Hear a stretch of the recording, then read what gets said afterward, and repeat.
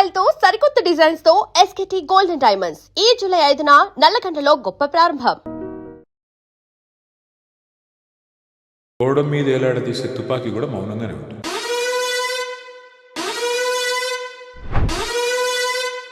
Candid conversation with KTR.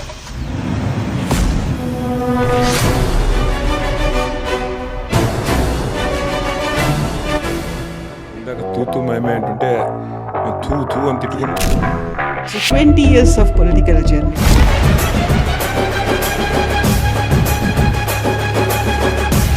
20 ఏళ్ల కింద మా అమ్మ చెప్పింది, అరే నీకు సూట్ అవుతురా ఇదంతా. చాలా మంది సూపర్ సీనియర్లు అందరూ ఉన్నారు. వాళ్ళ ముందు కేసీఆర్ కొడుకు కేటీఆర్ అనేది మాత్రమే ఉంది. కేసీఆర్ గారు మంత్రి పదవి ఆఫర్ చేశారు. నీకు ఒకవేళ సమర్థత ఉంటే, నీ కేపబిలిటీ ఉంటే ప్రూవ్ చేసుకో. ఎందుకు వచ్చాము ఇందులో కన్నా బాధ చాలాసార్లు అనిపించింది. నేను జీవితంలో సిగరెటే తాగలేదు. అలాంటి నన్ను పట్టుకుని ఒకడొకడు అడ్డమైన విధవులంతా ఎవరితో హీరోయిన్లతో ఇష్టం ఉన్న సంబంధాలు అంటగట్టి అమెరికాలో బాత్రూమ్లు కడిగేవారు. రేవంత్ రెడ్డి గారు నాకు చదువుకోని వాడిని, రోడ్ల మీద ఆవారగా తిరిగేవాడిని. కేటీఆర్ తన స్థాయిని తానే తగ్గించుకొని మాట్లాడుతున్నాడు. పుకారం తింటాం కదా, ఇంత చండాలమైన భాష అంటే అసెంబ్లీలో, ఇంత గలీజ్ భాష అంటే. ఈ మాట అంటున్నందుకు సారీ. ఐ డ్రీమ్లో మరి మీరు ఎడిట్ చేసుకుంటే చేసుకోండి. టీఆర్ఎస్ పార్టీ ఈ తప్పు చేయకుండా ఉంటే బాగుండేది. మనం ర్యాపిడ్ ఫైర్ గురించి కనుక మాట్లాడుకుంటాం. అప్పటి నుంచి అది I'm not asking any general knowledge questions. ఆయన ఉద్యమ లీడర్గా ఉంది, ఆ తర్వాత సీఎంగా మారిన తర్వాత మారిపోయాడు. Success has many fathers, failure is an orphan. ఎందుకు మాట్లాడట్లేదు? మమ్మల్ని తట్టుకోలేకపోతున్నాడు చిట్టినాయుడు. మీరు ఎప్పుడైనా ఒక ఫారిన్ కంట్రీకి వెళ్ళారు? బూతులు కూడా తిడతారు, దానిలో ఏం లేదు. తాడును పట్టుకుని దుంకడం కొద్ది కష్టం, పారాషూట్ వేసుకుని దుంకడం ఈజీ. కానీ ఆ తాడు తెగితే అట్లా కాకుండా అది మన జగన్ అన్న ఎట్లా చేశాడో నాకు తెలియదు, కానీ అడగాలి సార్ ఈసారి కష్టం. కేటీఆర్కి యాటిట్యూడ్ ఎక్కువ. కడుపులో కత్తులు పెట్టుకుని పెదాల మీద చిరునవ్వులు పెట్టుకుని యాక్టింగ్ చేసే కేసు నేను కాదు. నెక్స్ట్ సీఎం అవుతారా కేటీఆర్? ఇప్పుడు అని అడగకు, స్పాట్లో పెట్టి. కేసీఆర్ ఇప్పుడు హీ వాజ్ ఇన్ టీయర్స్, ఏడ్చారు, బాధపడ్డారు. ఒకసారి నా కొడుకు అడిగాడు, పాలిటిక్స్లోకి రాకుండా ఉంటే బాగుంది. కొన్ని లక్షల సార్లు ఎప్పుడు గేర్ మార్చాలో కారుది ఆయనకు తెలుసు.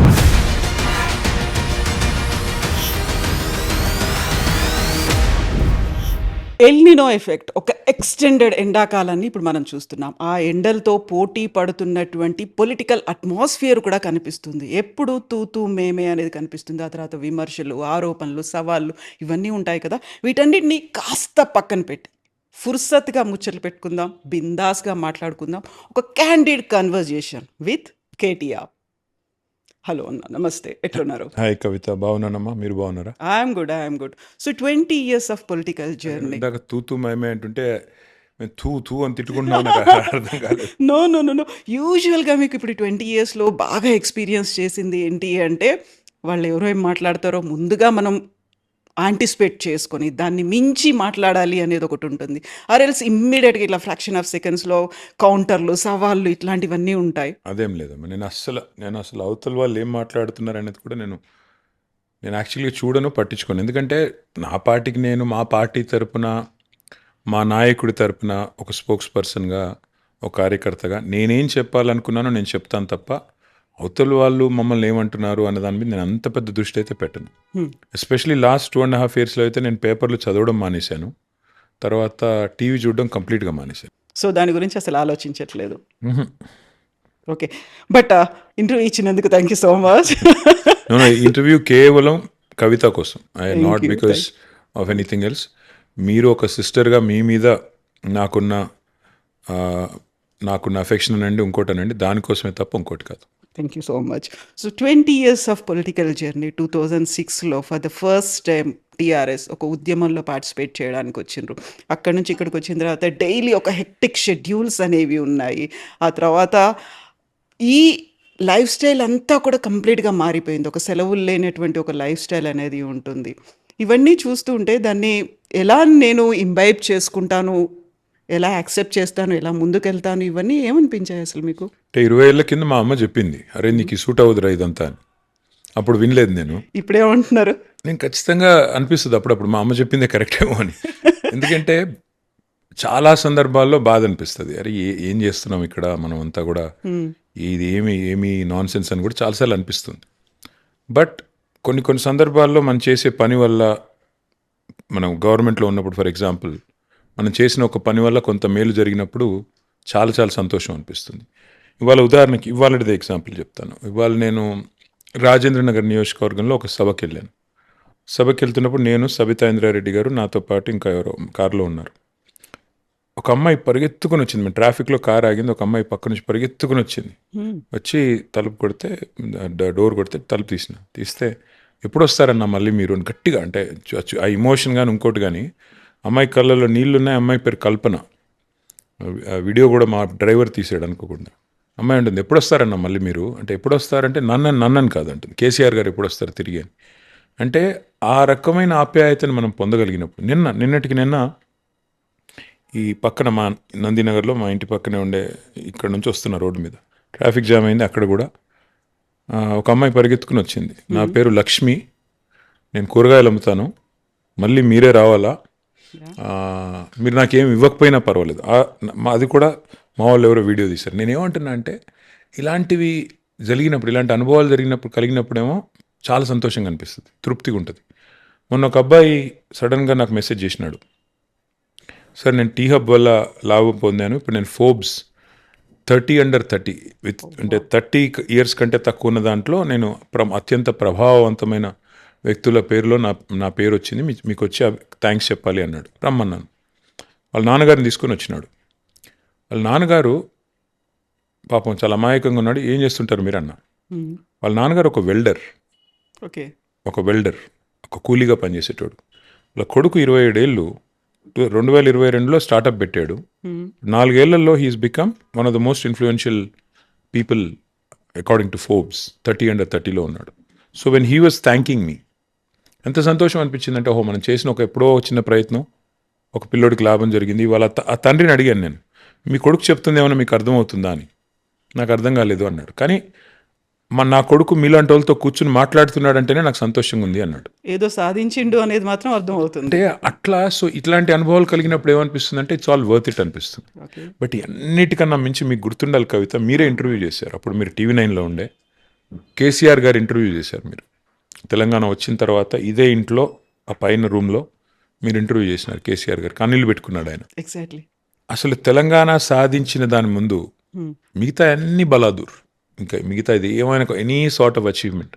నేను మంత్రి అయ్యాను, 10 ఏళ్ళు మంత్రిగా ఉన్నాను, ఇవాళ ఎమ్మెల్యేగా ఉన్నాను, మా పోరాటం అట్లాగే కొనసాగుతుంది. కానీ ఆ ఫీలింగ్ పబ్లిక్ లైఫ్లోకి వచ్చిన తర్వాత, ఏం సాధించావు నువ్వు, ఎప్పుడో ఒకప్పుడు రిటైర్ అవుతాం కదా, అయిన తర్వాత నా కొడుకో లేకపోతే ఫ్యూచర్లో ఎవరైనా అడిగారు ఇంకేం సాధించావు నువ్వు, తెలంగాణ సాధనలో నాది కూడా ఉడతా భక్తిగా ఒక రేణువంత, ఇసుక రేణువంత పాత్ర నాది కూడా ఉంది అని చెప్పుకోవడానికి గర్వపడతాను. అంతకంటే ఏం కావాలి ఈ లైఫ్కి.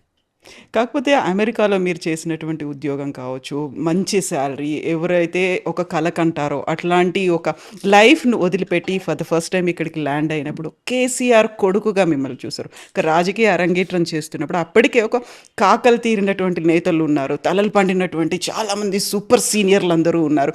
వాళ్ళ ముందు కేసీఆర్ కొడుకు కేటీఆర్ అనేది మాత్రమే ఉంది. సో మిమ్మల్ని మీరు నిరూపించుకోవాలి. ఇక్కడ ఉన్నటువంటి చుట్టూ ఏవైతే పరిస్థితులు ఉన్నాయో వాటన్నిటిని అర్థం చేసుకొని ముందుకు వెళ్ళాలి. కొన్ని హికప్స్ అనేవి ఉంటాయి, వీటన్నిటిని ట్యాకిల్ చేసుకుంటూ ముందుకు ఎట్లా వెళ్ళారు, దానికి అప్పుడు మీరు ఏం చేశారు అసలు? ఏమీ లేదు మా. In fact today's fathers day, I have to acknowledge my father. KCR గారి కొడుకుగా నేను పుట్టకపోయి ఉంటే ఇదేది ఇప్పుడు నేను మీతో కూర్చొని మాట్లాడే అవకాశమే లేదు. కేసీఆర్ గారి కొడుకుని కాకపోతే నాకు ఈ పాత్ర లేదు, నాకు ఇంత ఇవాళ ఇంత వచ్చిన పేరు కానీ ఇంకోటి కానీ ఏది నాకు ఈ అవకాశం వచ్చేది కాదేమో. సో వాస్తవాలే. మనం మన పరిధి మించి, మన శక్తికి మించి ఊహించుకుంటే కష్టం. నేను అనేదల్లా అల్టిమేట్గా కేసీఆర్ గారి కడుపున పుట్టడం నా అదృష్టం.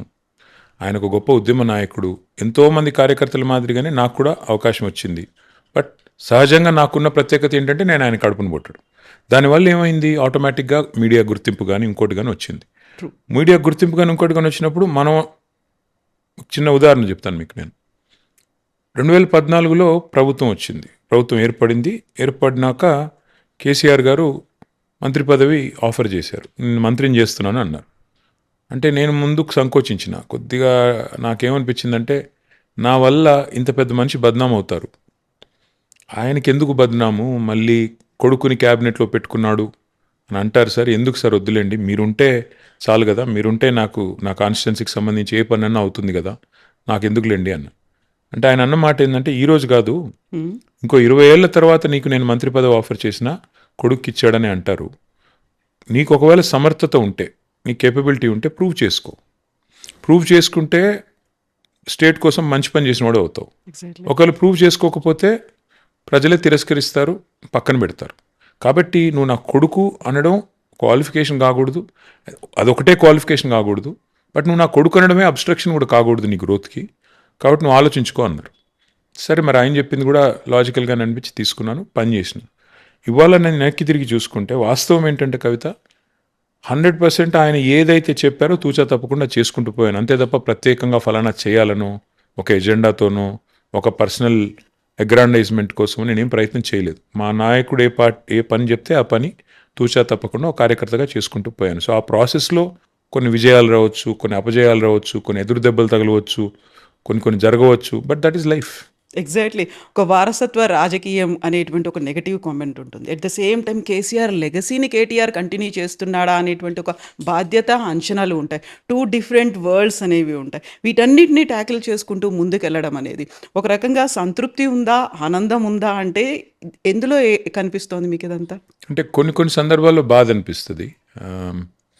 అసలు ఎందుకు వచ్చాము ఇందులో కన్నా బాధ చాలాసార్లు అనిపించింది. ముఖ్యంగా పర్సనల్గా ఫ్యామిలీని టార్గెట్ చేసినప్పుడు, పర్సనల్గా విమర్శలు చేసినప్పుడు, అడ్డగోలుగా మాట్లాడినప్పుడు, అసలు ఇష్టం ఉన్న లింకులు పెట్టి నాకు విచిత్రం అనిపించేది. నేను జీవితంలో సిగరెటే తాగలేదు ఎప్పుడు. అలాంటి నన్ను పట్టుకుని ఒకడెవడు అడ్డమైన విధవులంతా నువ్వు డ్రగ్స్ తీసుకుంటావు అంటాడు. డ్రగ్స్ తీసుకోవడం